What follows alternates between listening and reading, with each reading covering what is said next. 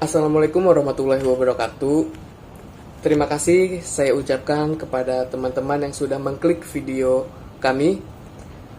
Sebelum itu, izinkan saya memperkenalkan diri. Nama saya Dias Puji Utomo, seorang mahasiswa semester 4 Hukum Ekonomi Syariah dari kampus UIN Syarif Hidayatullah, Jakarta.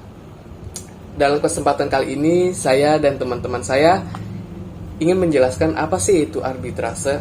Nah, video ini dibuat untuk memenuhi tugas dari mata kuliah Hukum Dagang yang diampu oleh Bapak dosen Dr. Haji Nahrawi, SHMH.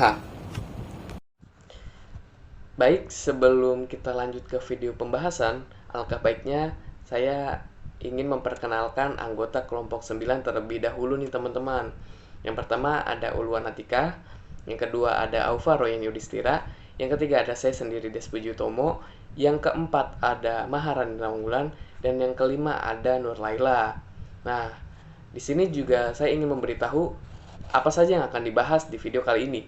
Yang pertama ada hukum dan pengertian arbitrase, yang kedua ada macam-macam arbitrase, yang ketiga ada arbiter, yang keempat ada kelebihan dan kekurangan arbitrase, yang kelima ada beracara dalam arbitrase, yang keenam ada hal-hal yang perlu diperhatikan jika melalui arbitrase, dan yang ketujuh ada putusan arbitrase. Nah, tanpa berlama-lama, mari kita simak videonya yuk.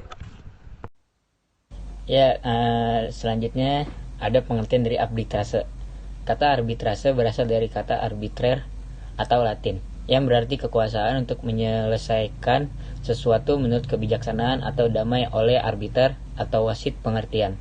Arbitrase adalah cara-cara penyelesaian hakim partikulir yang tidak terkait dengan berbagai formalitas, cepat dan memberikan keputusan karena dalam instansi terakhir serta mengikat yang mudah untuk melaksanakan karena akan ditaati para pihak.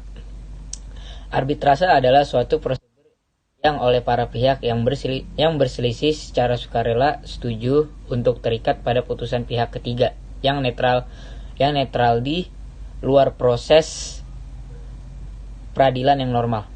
Logika dan kesederhanaan dari arbitrase mendapat pujian bahwa prosedur tersebut ditunjukkan untuk manusia sejak abad permulaan. Untuk alasan yang sama pula, arbitrase secara luas diterima sebagai pelengkap dari hukum formil orang-orang Romawi dan lebih disukai sebagai alat penyelesaian perselisihan komersil pada abad pertengahan.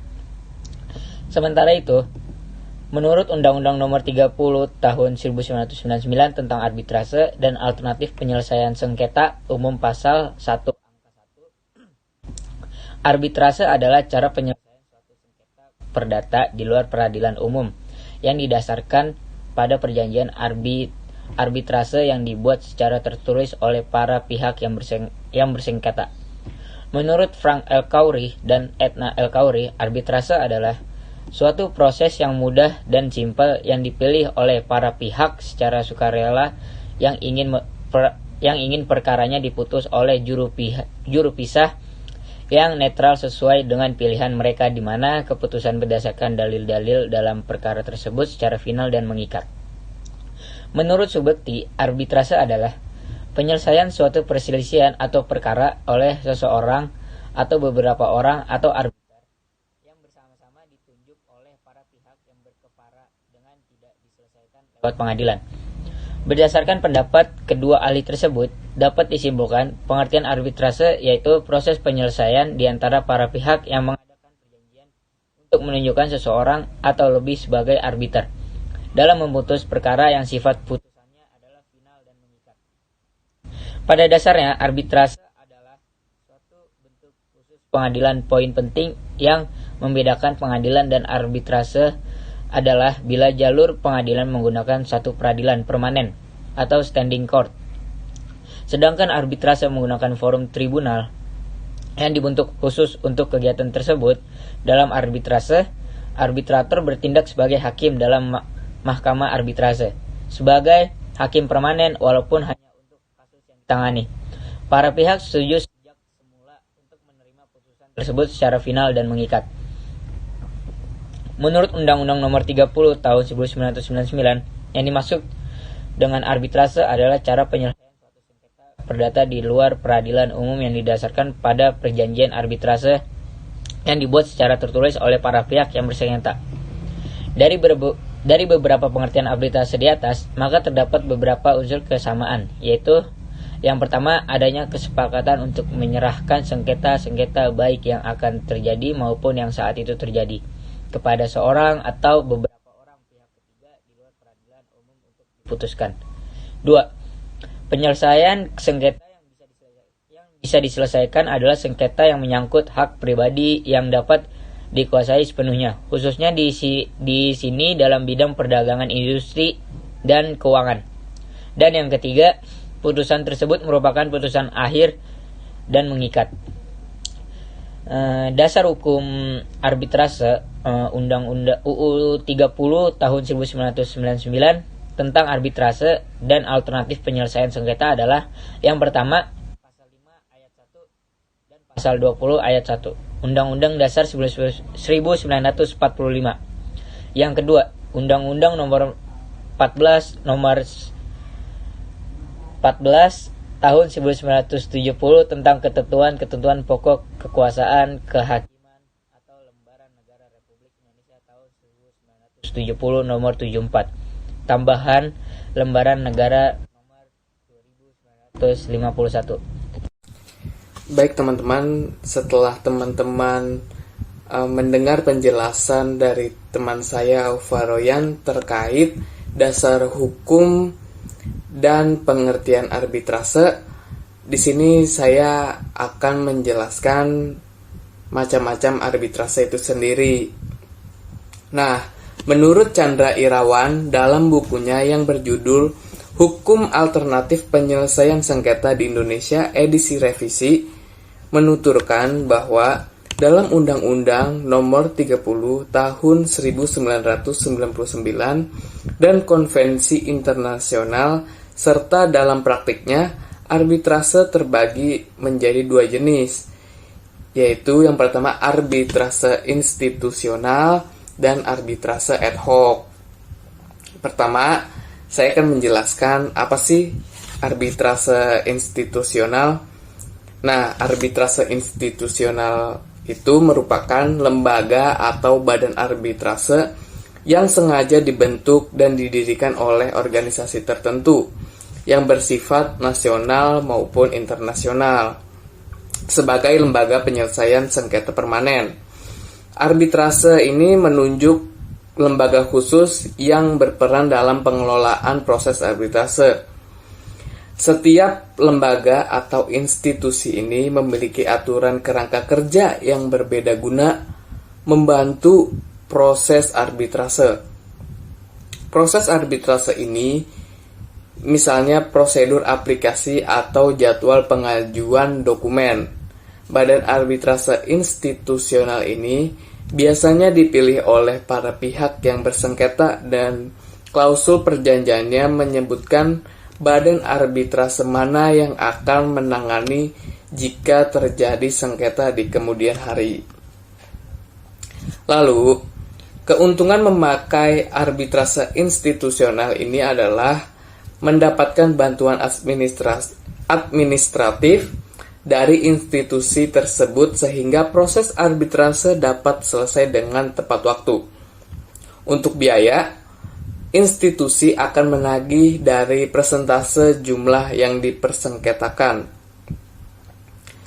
Adapun lembaga-lembaga arbitrase permanen baik yang bersifat nasional maupun internasional yaitu sebagai berikut. Yang pertama ada Badan Arbitrase Nasional Indonesia atau yang sering disingkat BANI. Lalu yang kedua ada Badan Arbitrase Syariah Nasional. Nah, jadi Badan Arbitrase Syariah juga ada nih teman-teman yang disebut sebagai Basyarnas. Terus yang ketiga ada Badan Arbitrase Pasar Modal Indonesia atau BAPMI. Yang keempat ada Pengadilan Arbitrase Kamar Dagang Internasional atau ICC International, dan kepanjangannya adalah International Court Arbitration. Terus yang terakhir ada Pusat Internasional untuk Penyelesaian Sengketa Investasi atau disingkat ICSID. Lalu yang kedua ada arbitrase ad hoc atau voluntary arbitration, yaitu arbitrase yang dibentuk secara insidental untuk menyelesaikan sengketa tertentu dalam jangka waktu tertentu. Dan apabila sengketa tersebut sudah diselesaikan, dengan sendirinya arbitrase menjadi bubar. Jenis arbitrase ini biasanya digunakan oleh masyarakat hukum adat, perselisihan perburuhan, dan ganti rugi. Lalu, menurut Gunawan Wijaya yang dikutip oleh Chandra Irawan dalam Hukum Penyelesaian Sengketa di Indonesia, edisi revisi alternatif, bahwa para pihak dapat mengatur sendiri suatu arbitrase, mulai dari administrasinya hingga arbiter yang akan wasit dalam sengketa tersebut, yang menyelesaikan sengketa tanpa pengawasan kelembagaan dan harus menetapkan aturan prosedural mereka sendiri yang berlaku. Namun, dalam praktiknya, penyelesaian sengketa melalui arbitrase ad hoc terdapat beberapa kendala yang biasanya dijumpai, yaitu yang pertama, melakukan negosiasi dan menetapkan aturan prosedur arbitrase. Yang kedua, menentukan dalam merencanakan metode pemilihan arbitrase yang dapat diterima kedua belah pihak. Nah, Undang-Undang Arbitrase Nasional dan Pengadilan Nasional umumnya berfungsi sebagai upaya terakhir untuk memperbaiki kesalahan prosedural dalam arbitrase itu sendiri, seperti misalnya ketidakpastian para arbiter. Pada arbitrase ad hoc, para pihak yang bersengketa tidak mencantumkan klausul arbitrase dalam perjanjian, sehingga kesepakatan arbitrase dibuat setelah timbulnya suatu sengketa dan perjanjian ini disebut dengan akta kompromis. Nah, begitu saja penjelasan dari saya mengenai macam-macam arbitrase. Semoga teman-teman dapat memahami apa yang saya sampaikan. Selanjutnya akan dilanjutkan oleh teman saya. Baik, setelah teman-teman mendengarkan penjelasan macam-macam arbitrase, di sini saya menjelaskan apa itu arbiter dan apa saja yang mencakup tentang arbiter. Arbiter sendiri terdapat menjadi 4 poin. Yang pertama, syarat-syarat arbiter menurut Undang-Undang Nomor 30 Tahun 1999. Yang kedua, penunjukan arbiter. Yang ketiga, hak dan kewajiban arbiter. Yang keempat, berakhirnya tugas arbiter. Arbiter sendiri adalah orang atau pihak yang ditunjuk atau dipilih oleh para pihak yang bersengketa atau oleh ketua pengadilan negeri untuk membantu menyelesaikan sengketa melalui proses arbitrase. Arbiter yang ditunjuk terdiri dari 1 orang atau lebih. Adapun syarat-syarat untuk menjadi arbiter menurut pasal 12 Undang-Undang Nomor 30 Tahun 1999. Yang pertama, cakap melakukan tindakan hukum. Yang kedua, berumur paling rendah 35 tahun. Yang ketiga, tidak mempunyai hubungan keluarga, saudara atau semenda satu pihak yang bersengketa. Yang keempat, tidak mempunyai kepentingan finansial atau kepentingan lain atas putusan arbitrase. Yang kelima, memiliki pengalaman serta menguasai secara aktif di bidang paling sedikit 15 tahun dengan ketentuan bahwa hakim, jasa pinetara atau pejabat peradilan lainnya tidak dapat ditunjuk atau diangkat sebagai arbiter. Adapun penunjukan arbiter dapat dilakukan dengan 3 cara. Yang pertama, ditunjuk sendiri oleh para pihak yang bersengketa berdasarkan kesepakatan tertulis. Yang kedua, ditunjuk oleh badan arbitrase tertentu atas dasar permintaan dari para pihak yang bersengketa secara tertulis. Hal ini dapat merujuk dari bunyi klausa arbitrase atau perjanjian arbitrase. Yang ketiga, diangkat oleh Ketua Pengadilan Negeri. Selanjutnya, hak dan kewajiban arbiter. Yang pertama, ia harus independen dan menunjukkan sikap tidak memihak, terbuka maupun tertutup. Walaupun ia dipilih oleh salah satu pihak yang bersengketa, bukan berarti ia mewakili atau harus membela pihak yang memilihnya. Yang kedua, harus menyampaikan kepada para pihak dan tentunya pada institusi di mana ia terdaftar agar setiap fakta dan keadaan yang mungkin akan menimbulkan keraguan atas independensi dan ketidakpihaknya yang mungkin timbul di dalam ucapan maupun pikiran para pihak yang bersengketa. Yang ketiga,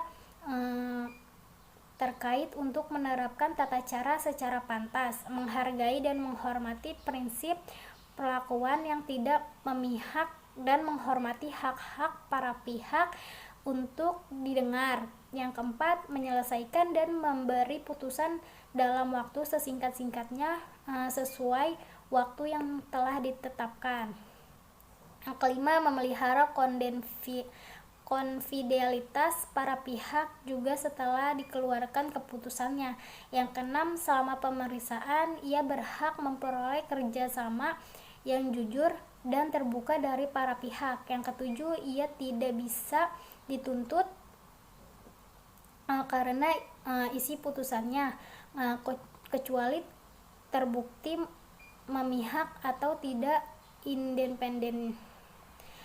Selanjutnya, tugas arbitrase berakhir karena pertama, putusan mengenai sengketa telah diambil. Yang kedua, jangka waktu yang telah ditentukan dalam perjanjian arbitrase atau sesuai diperpanjang oleh para pihak telah lampau. Yang ketiga, para pihak sepakat untuk menarik kembali penunjukan arbiter. Sekian dari saya kembalikan kepada moderator. Sekian dari saya. Semoga teman-teman bisa memahami apa yang saya jelaskan. Materi selanjutnya yang akan saya sampaikan adalah mengenai kelebihan dan kekurangan arbitrase. Pada umumnya, lembaga arbitrase mempunyai kelebihan dibandingkan dengan lembaga peradilan umum lainnya. Salah satunya sebagai berikut. Yang pertama, sidang arbitrase adalah tertutup untuk umum, sehingga kerahasiaan sengketa para pihak terjamin. Yang kedua, kelambatan yang diakibatkan oleh hal prosedural dan administratif dapat dihindari. Yang ketiga, para pihak yang bersengketa dapat memilih arbiter yang menurut keyakinannya mempunyai pengalaman, pengetahuan, jujur dan adil, serta latar belakang yang cukup mengenai masalah yang disengketakan. Selain daripada tiga hal tersebut, ada kelebihan-kelebihan lainnya, diantaranya sikap arbiter atau majelis arbiter dalam menangani perkara arbitrase didasarkan pada sikap yang menguasakan win-win solution terhadap para pihak yang bersengketa. Selanjutnya, pilihan umum untuk menyelesaikan sengketa serta proses dan tempat penyelenggaraan arbitrase dapat ditentukan oleh para pihak, tidak tergantung oleh arbiter. Selanjutnya, putusan arbitrase mengikat para pihak atau final and binding, dan dengan melalui tata cara atau prosedur sederhana ataupun langsung dapat dilaksanakan. Selanjutnya, suatu perjanjian arbitrase atau klausul arbitrase tidak menjadi batal karena berakhir atau batalnya perjanjian pokok. Dan yang terakhir, untuk kelebihannya di dalam proses arbitrase, arbiter atau majelis arbitrase harus mengutamakan perdamaian di antara para pihak yang bersengketa. Selanjutnya adalah tentang kelemahan-kelemahan dari arbitrase itu sendiri adalah sebagai berikut. Yang pertama, putusan arbitrase ditentukan oleh kemampuan teknis arbiter untuk memberikan keputusan yang memuaskan untuk melakukan rasa keadilan para pihak.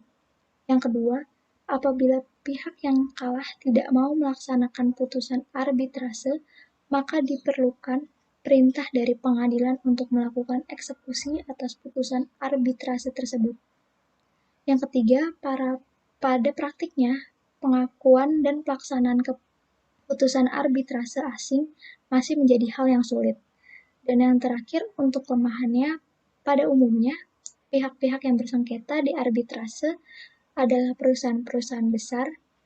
Oleh karena itu, untuk mempertemukan kehendak para pihak yang bersengketa dan membawanya ke badan arbitrase tidaklah mudah, karena mereka adalah termasuk perusahaan-perusahaan besar dan mungkin sulit untuk mendamaikan. Selanjutnya adalah materi mengenai beracara dalam arbitrase. Untuk menyelesaikan suatu sengketa melalui mekanisme arbitrase, dibutuhkan kesepakatan antara kedua belah pihak yang bersengketa, yang dapat dilakukan sebelum maupun setelah terjadinya sengketa.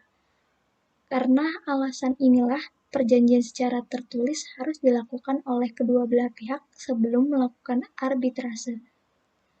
Selanjutnya ada tahap-tahap beracara dalam arbitrase. Yang pertama itu mendaftar atau melakukan pendaftaran. Yang kedua itu permohonan mengadakan arbitrase untuk kedua belah pihak. Yang ketiga, melampirkan dokumen pendukung atau dokumen penting terkait sengketa tersebut. Yang keempat, menunjuk arbiter untuk menangani kasus arbitrase ini. Dan yang kelima adalah membayar biaya arbitrase.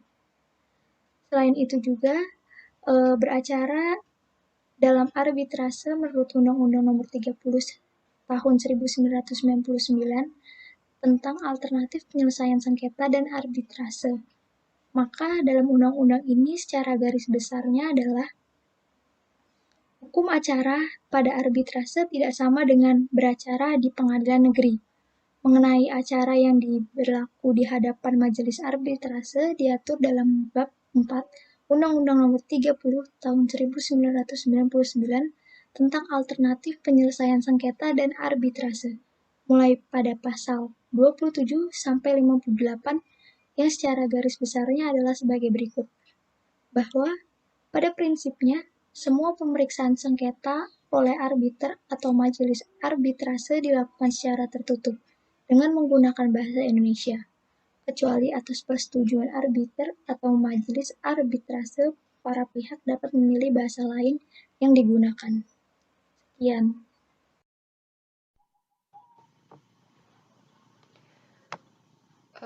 Baik, materi selanjutnya itu mengenai hal-hal yang perlu diperhatikan jika melalui arbitrase. Yang pertama itu mengetahui kapan para pihak akan berarbitrase. Yang kedua, persiapan sebelum mengajukan permohonan untuk arbitrase. Nah, pada proses persiapan menuju ke arbitrase itu idealnya menghabiskan waktu 1-2 bulan. Nah, untuk yang ketiga itu pemilihan arbiter. Saat memilih seorang arbiter perlu diperhatikan agar antara klien dengan arbiter tidak terdapat konflik kepentingan. Nah, apabila arbiter yang ditunjuk itu memiliki konflik kepentingan dengan klien, akan menghambat proses penyelesaian sengketa yang dihadapi. Yang keempat itu menentukan saksi. Yang kelima, menentukan ahli. Nah, perlu digarisbawahi bahwa tidak semua aspek dari perkara membutuhkan ahli. Nah, untuk materi selanjutnya itu mengenai putusan arbitrase. Nah, putusan arbitrase itu bersifat final dan mempunyai kekuatan hukum tetap dan mengikat para pihak. Dalam hal putusan tersebut tidak dilaksanakan secara sukarela. Pelaksanaan putusan dilakukan melalui perintah Ketua Pengadilan Negeri atas permohonan salah satu pihak. Dalam pasal 57 Undang-Undang Arbitrase Nomor 30 Tahun 1999 menentukan bahwa putusan diucapkan dalam waktu paling lama 30 hari setelah pemeriksaan ditutup. Nah, di dalam undang-undang ini tidak menetapkan batas waktu dijatuhkannya putusan. Pada prinsipnya, isi putusan arbitrase itu tidak jauh berbeda dengan isi suatu putusan pengadilan negeri. Dalam Undang-Undang Nomor 30 Tahun 1999, dalam pasal 54 ayat 1 menentukan syarat isi putusan arbitrase sebagai berikut. Yang pertama itu, kepala putusan berkata, demi keadilan berdasarkan ketuhanan yang Maha Esa. Yang kedua, nama singkat sengketa. Yang ketiga itu uraian singkat sengketa. Yang keempat, pendirian para pihak.